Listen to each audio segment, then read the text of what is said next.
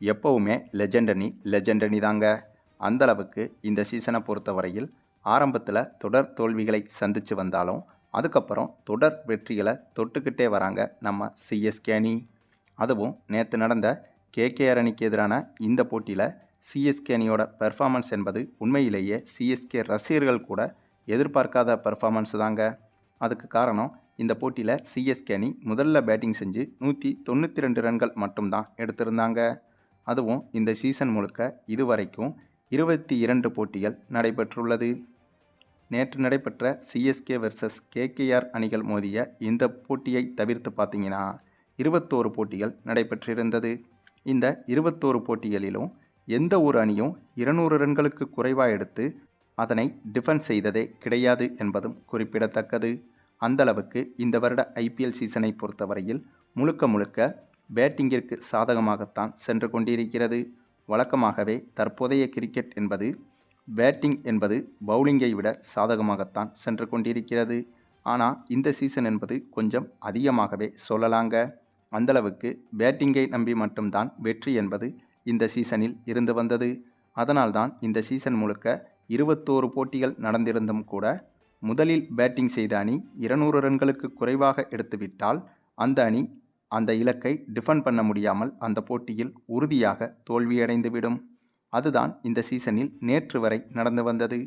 அப்படி இருக்கும்போது நேற்றைய தினத்தில் சிஎஸ்கே அணி பேட்டிங்கை முடித்தபோது 192 ரன்கள் எடுத்திருந்தது.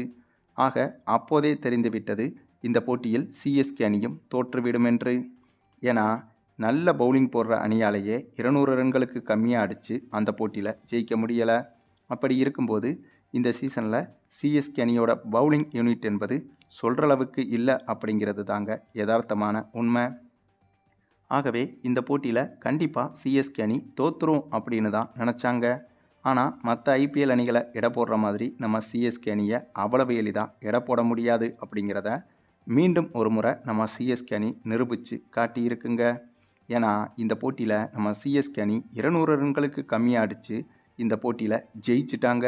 அதுவும் புள்ளிப்பட்டியலில் நம்ம சிஎஸ்கே அணி 2 நாளைக்கு முன்னாடி 10வது இடத்துல தான் இருந்தாங்க. இப்போ 8வது இடத்துக்கு வந்துட்டாங்க. ஆனாலும் சிஎஸ்கே அணியை விட புள்ளிப்பட்டியலில் டாப்பில் இருக்கிற எந்த ஒரு அணியாலும் முதல்ல பேட்டிங் செஞ்சு 200 ரன்களை அடித்து அதை இந்த சீசனில் டிஃபெண்ட் பண்ண முடியலை அப்படிங்கிறத மறக்கக்கூடாது.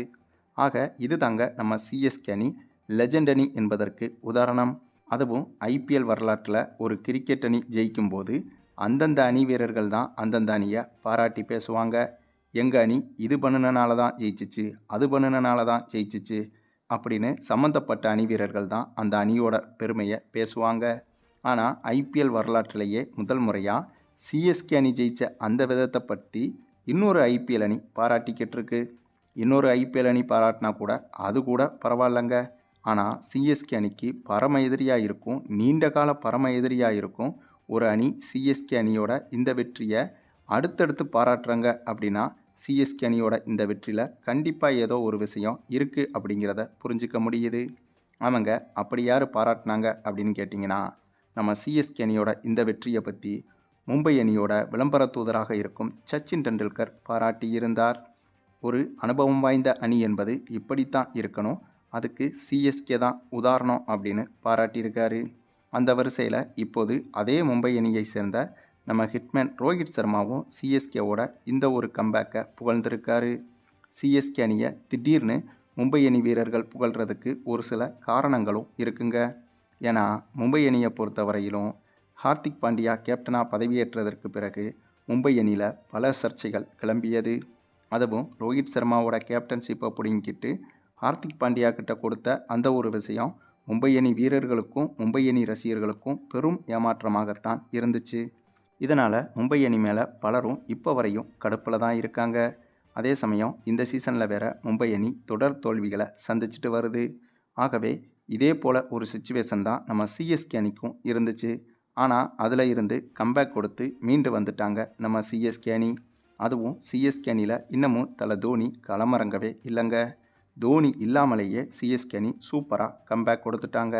இந்த ஒரு விஷயந்தான் மும்பை அணி வீரர்களையே டிஸ்டர்ப் பண்ணியிருக்கு. அதனால தான் நம்ம அணி எப்படி இருக்கே அதனால தான் நம்ம அணி இப்படி இருக்கே, ஆனால் சிஎஸ்கே அணி கம்பேக் கொடுத்துட்டாங்களே அப்படிங்கிறத சொல்கிற விதமாகவும், ஹார்திக் பாண்டியாவை கேப்டனாக போட்டிங்களே, உங்கள் நிலைமையை பார்த்தீங்களா அப்படின்னு அதை மறைமுகமாக குத்தி காட்டுற விதமாகவும் தான் ரோஹித் சர்மா சிஎஸ்கே அணியை இப்போ பாராட்டியிருக்காரு அப்படிங்கிறதையும் புரிஞ்சுக்க முடியுது.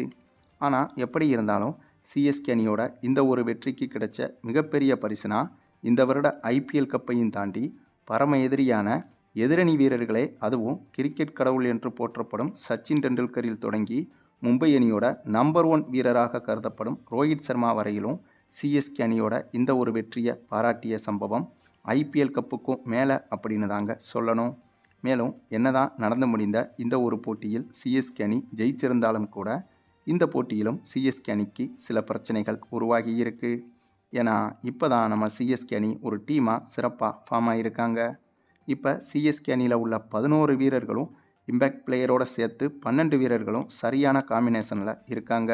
இந்த சமயத்தில் யாருக்குமே காயமோ அல்லது வேறு பிரச்சனையோ ஏற்பட்டு விடக்கூடாது. அப்படி வந்துருச்சுன்னா மீண்டும் சிஎஸ்கே அணிக்கு அது பேக் ஃபயராக மாறிடும். ஆனால் நேற்று நடந்த இந்த போட்டியில் அந்த பேக் ஃபயர் ஆரம்பிச்சிருச்சு அப்படிங்கிறதையும் ஒத்துக்கணும். ஏன்னா இந்த போட்டியில் கலீல் அகமது காயம் காரணமாக போட்டியின் பாதியிலிருந்தே விலகிட்டாருங்க. அதே போல் நம்ம ஜேமி ஓவர்டனும் காயத்தால் அவதிப்பட்டார். ஆகவே இந்த விஷயங்களும் நம்ம சிஎஸ்கே அணிக்கு சிறு தடங்களாக ஏற்படுவதற்கு வாய்ப்புகள் இருக்கிறது. ஆனாலும் இவங்களுக்கு காயம் எதுவாக பெருசாக இருக்கக்கூடாது அப்படின்னும், கண்டிப்பாக அடுத்த போட்டிகளில் இவங்க எந்தவித பிரச்சனையும் இல்லாமல் களமிறங்கணும் அப்படின்னும் சிஎஸ்கே ரசிகர்கள் அவங்கவங்க குலசாமி கிட்ட வேண்டிக்கங்க. ஏன்னா இப்போ தான் நல்லா போய்கிட்டு இருக்கு நம்ம சிஎஸ்கே அணி. இந்த சமயத்தில் காயங்கியம்னு எதுவும் புதுசாக உருவாகிவிடக்கூடாது.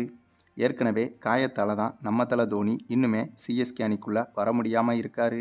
இந்த நிலையில் புதுசாக யாருக்கும் எந்த காயமும் ஏற்படக்கூடாது அப்படிங்கிறது தான் சிஎஸ்கே ரசிகர்களின் எதிர்பார்ப்பாகவும் இருக்கிறது. அதே சமயம் ஒருவேளை ஒரு சில சிஎஸ்கே வீரர்களுக்கு காயம் ஏற்பட்டு அடுத்தடுத்த போட்டிகளில் விளையாடாமல் இருந்தால் கூட நம்ம தல தோனி எப்படியாவது அடுத்தடுத்த போட்டிகளில் சீக்கிரமே வந்துடணும் அப்படின்னும் குலசாமியை வேண்டிக்கங்க. ஏன்னா இப்போ சிஎஸ்கே இருக்கிற ஃபார்மில் இப்படியே மெயின்டைன் பண்ணி அடுத்தடுத்த போட்டிகளில் ஜெயிச்சு பிளே ஆஃபுக்குள்ளே போகணும்னா சிஎஸ்கே அணிக்கு ரெண்டு வழி தான் இருக்குது. ஒன்று டிஎம்கே, இன்னொன்று டிவிகே அப்படின்னு அரசியலில் வேணும்னா சொல்லலாம். ஆனால் சிஎஸ்கே அணியை பொறுத்தவரையில் இப்போ இருக்கிற டீம் வந்துட்டு அப்படியே இருக்கணும், யாருக்கும் காயம் ஏற்படக்கூடாது.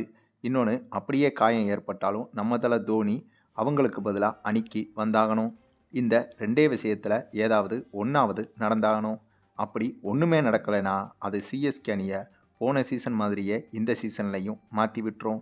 மேலும் நேற்று நடந்த போட்டியில் நம்ம சிஎஸ்கே அணியோட பேட்டிங், பவுலிங், ஃபீல்டிங் என இது எல்லாமே எப்படி இருந்துச்சு அப்படிங்கிறத பற்றியும், கண்டிப்பாக சிஎஸ்கே அணி இதே ஃபார்மை வந்துட்டு அடுத்தடுத்த போட்டிகள்லையும் தொடர்ந்து வெளிப்படுத்துவாங்களா அப்படிங்கிறத பற்றியும், குறிப்பாக இப்போவும் கூட சிஎஸ்கே அணியில் என்னென்ன பிரச்சனைகளை அட்ரஸ் பண்ணணும் அப்படிங்கிறத பற்றியும், சிஎஸ்கே அணியோட பேட்டிங் வரிசை சரிதானா, பந்து வீச்சில் சிஎஸ்கே அணி சரியான முடிவை தான் எடுத்திருக்காங்களா, அது மட்டும் இல்லாமல் நம்ம ருத்துராஜோட கேப்டன்ஷிப் எப்படி இருக்குது அப்படிங்கிறத பற்றியும் உங்களுடைய கருத்துக்களையும் விரிவாக கமெண்டில் தெரிவிங்க.